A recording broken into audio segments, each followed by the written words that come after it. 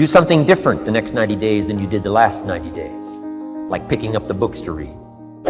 Do something different, like the new health disciplines, relationship with your family, whatever it is, doesn't matter how small it is. If you'll start doing different things with the same circumstances, since we cannot change the circumstances, but we can change ourselves. We can change what we do. And then he gave me another secret to success when he said, what you have at the moment, Mr. Rohn, you've attracted by the person you've become. What you have at the moment, you've attracted by the person you've become. Few little simple principles here. Once you understand these, it starts to explain so much. Now, sometimes it's a little tough to take, blaming yourself instead of the marketplace, taking responsibility instead of putting it off on someone else. That transition sometimes is a challenging mission. And this one was a little tough for me. Show said, here's the secret, Mr. Rohn. Learn to work harder on yourself than you do on your job. Once I got that, it turned my life around. Learn to work harder on yourself than you do on your job.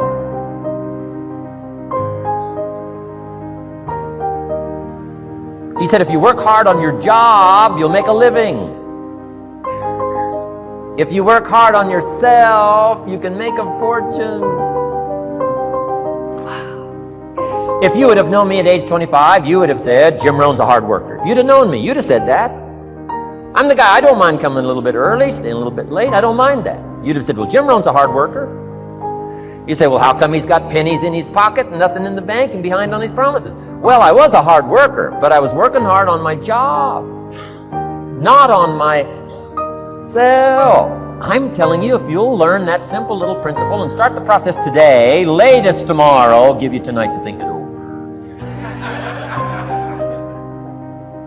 And start this whole process of personal development, work on yourself, make yourself more valuable to the marketplace. I'm telling you, you can so dynamically change your income, and economics is the least of the values that you can start earning in terms of equity if you'll start working harder on yourself than you do on your job. Work hard on yourself, develop the skills. Work hard on yourself and develop the graces. All of the stuff necessary to become more valuable to the marketplace. I'm telling you, your whole life can explode into change. Promotions, no problem. Becoming more valuable to the company, I'm telling you, no problem. Money, no problem. Economics, no problem. Future, no problem. If you just go to work on the right thing. Not get things out there to change. Don't try to change the seed. Don't change the soil. Don't change the sunshine. Don't change the rain. Don't change the mix of seasons. Let the miracle of everything that's available work for you, and start working on the inside. Work on your philosophy. Work on your attitude. Work on your personality. Work on your language. Work on the gift of communication. Work on all of your abilities. And if you'll start making those personal changes, I'm telling you, everything will change for you. Mr. Schoaf, over a 5-year period before he died at age 49, who taught me some extraordinarily simple things. He only went to the 9th grade in school, never finished high school, never went to college, never went to university. So he put his ideas and his experiences in very simple language, which I think for me, kid from the farms of Idaho, that simplicity was so important. Because if it would have been technical, I'd have missed it. If it would have been mystic, I would have, backed away. But it was just basic, blunt, ABC, familiar stuff that I hadn't thought of before. And he did start to remind me, and those ideas changed me. Mr. Schoaf was the one when I said, this is all they pay. He said, you've been working 6 years, Mr. Rohn, how come you're not doing better? And I said, this is all the company pays. He says, well, that's not true. I said, no, this is my paycheck. This is all the company pays. He said, no, this is all the company pays you. I thought, that's a new way to look at it, right? He said, doesn't the company pay 2, 3, 4, 5 times this amount to other people? I said, well, yes. He said, well, then this is not all the company pays. It's all they pay you. And if you qualified, wouldn't your income grow 2, 3, 4, 5 times? I said, I suppose. So he said, we don't have to work on the company. We have to work on you. See, that was the beginning of what he called the phrase personal development. We put some of the valuable things on the high shelf, so you can't get to them until you qualify. If you want the things on the higher shelf, you got to stand on the book you read. Every book you read, you get to stand a little higher so you can get the things on the higher shelf. See, I learned those concepts. It was so incredible. And here was the most important one. Success is something you attract by the person you become. See, that phrase changed my life. Success is something you attract by the person you become. Success is not something you pursue. It's like chasing a butterfly, you can't quite catch it. Success is something you attract by becoming an attractive person. See, those were new concepts to me. I'm just working hard trying to make a living. Here's what he said to me. This changed my life. I got a chance to teach this in Moscow and across Russia. 3 visits, now the 4th. Here's what Shove taught me. Profits are better than wages. Nobody taught me that in high school. Nobody taught me that. I went to 1 year of college. Nobody taught me. Profits are better than wages. Wages make you a living. Profits make you a fortune. And how could you work on both a living and a fortune? He said, well, you could start part-time working on your fortune while you're working full-time on your living. I thought, wow. Now, he said, it's fun to get up in the morning. Not just getting up, go to work to pay the rent, but to get up to go to work to make a fortune. First, to make a living for my family. Second, to make a fortune. And he taught me how to make both a living and a fortune. Guess what I did? I learned how to make both a living and a fortune. And I found out anybody could do it once they get the information. And at age 25, I started receiving this extraordinary information. Here's what he said. Your income is directly related to your philosophy, not to the economy. I thought, no one ever told me that. I kept hoping the economy would change. He said, no, your philosophy has to change. I assured him that I had my fingers crossed. He said, that won't help. Then what could I do to change my income and multiply it by 2, by 3, by 5, by 10, and then multiply it by 10 again? What could I do? And he started giving me the disciplines and the process of learning the skills to change my life. This was an extraordinary man. Those were extraordinary times for me. Life-changing in every manner that you can imagine. But very simple ABC concepts. Here's all I learned. Not to search for the exotic until you've discovered the basic. And those basic philosophies that he shared with me during that time were life-changing. Success is something you attract by the person you become. Success is not something you pursue, chase, run after. Success is something you develop, something you become. You attract success.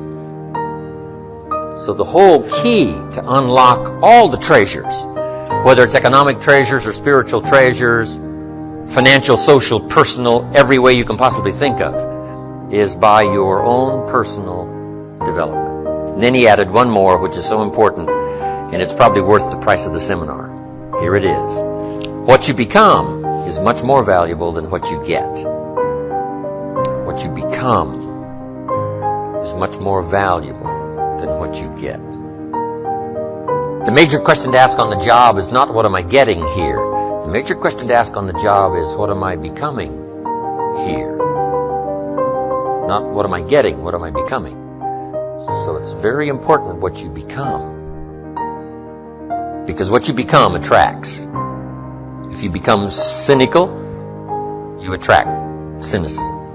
What you become attracts.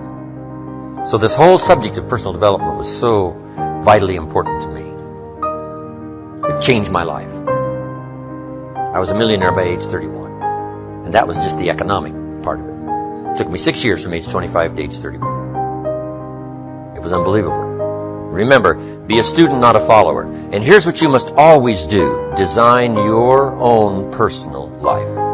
I'm very happy for people to take notes at my seminar, but I'm also just as happy if somebody says, hey, this is not for me, tear up all these notes and throw them away. That's just as valid for me. Right. Remember, be no one's disciple. Chart your own course. Make what you do the product of your own conclusion. What I'm saying here is be your own person. You don't have to be a model of someone else. You don't have to do it like anybody else. Right? Do it like yourself. Buy what you want to buy. Listen to what you want to listen to. Make changes if you want to make changes, and don't make changes. Right? It's your life, I'm telling you. And don't let anybody persuade you any different. Success is not a stereotype. Success is not a Ferrari. Success is not an automobile. It's not a house. It's not a place. It's not money in the bank. It's not $1 million. That's not success. Success is the continual unfolding of the design of your own life and pulling it off. That's what success is. The continual unfolding of the design of your own personal life and pulling it off in whatever degree you wish. That is success. Successful in doing whatever you want to do that makes sense to you, for you, your family, your responsibilities. Take on responsibilities or refuse responsibilities. That's strictly all up to you. We've been given the power of choice. Every life form except human beings operates by instinct in the genetic code. Now, why not human beings? Because here it is. We've been given the dignity of choice. We're not like a robot. We're not stuck like a tree, using up all the nourishment, nothing left, now you died because you can't change location. Not true. Humans can go north, south, east, west. Humans can change, do anything they want to do. We've been given the dignity. But here's what's interesting about all life form except humans. Every life form except humans strives to the max of its potential. How tall will a tree grow? As tall as it possibly can. You never heard of a tree growing half as high as it could. No, that is impossible. A tree grows as high as it can, drives down every root it can, produces every leaf it can, extends itself as far as it possibly can. Every life form extends to the max, except human beings. Now, why not human beings? Because we're not robots. We've been given the dignity of choice. And here's a couple of alternatives on the dignity of choice. To be part of or all of. You have the potential to be. And you got the choice. Do a little to make yourself comfortable and forget the rest, or do it all. And there's nobody here to dictate you got to do it all. That's nonsense.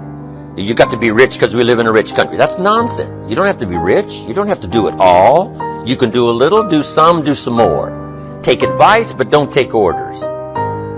Take information, take training, take teaching, but don't take orders from no one that tells you how you need to live and what you need to own and what you need to do. Somebody says, well, you need to be successful. That's a personal choice, being successful. What we teach is the possibilities, then everybody chooses. Take a little, take a lot, do some, do nothing. Abraham Lincoln said, since I would be no one's slave, I will be no one's master. Excellent philosophy. If a guy says, hey, I'm soon cashing it in, I'm heading for the mountains, I'm going to live in a little cabin, live off the land, and feed the squirrels. If he goes and does that, guess what? He's a smashing success. Why? He's doing what he designed to do and went and did it and pulled it off. You can't say, no, that's not successful. That is the epitome of success, is giving a design to your life and go pull it off, making progress in that direction that satisfies you. If it doesn't satisfy you, make alternatives and you change. And if you get some better ideas, sure, you may follow someone's suggestion and ideas, but not orders. Design your own life like you want it that will fit. Now, if you take on some responsibilities, now you got to consider those. Yes, you can ignore your responsibilities, but you won't feel good about that. Guess what the old prophet said? Some things that taste good now in the mouth turns bitter later in the belly. So you don't want to sacrifice. We all must suffer one of two pains. Regardless of your choice of lifestyle and what you want to do, we must all suffer one of two pains. The pain of discipline or the pain of regret. And what we suggest to everybody is to consider the disciplines, because disciplines weigh ounces, regrets weigh tons. You don't want to substitute a discipline for a regret. In our opinion, that would be a poor choice. Now, you can do it, but some things are poor trade-offs. The old prophet said, what if you gained the whole world, but it cost you your soul? Would that be worth it? And with a bit of intelligence, we say, no, that doesn't seem worth it. Even if you got the whole world, if you traded your soul, that experience would be so bitter and so awful and so devastating, it wouldn't be worth it. What if you got some gain by greed instead of legitimate ambition? I'm telling you, it might taste good up front, but it's going to turn bitter in the belly. And a bit of that advice saves some people from devastation. Say, well, you're right. I better think twice about that. So we must confront all laws, spiritual laws, agricultural laws, basic laws, fundamental laws. We must confront all of those. But you still now can design your own life. A little, a lot, go east, north, south.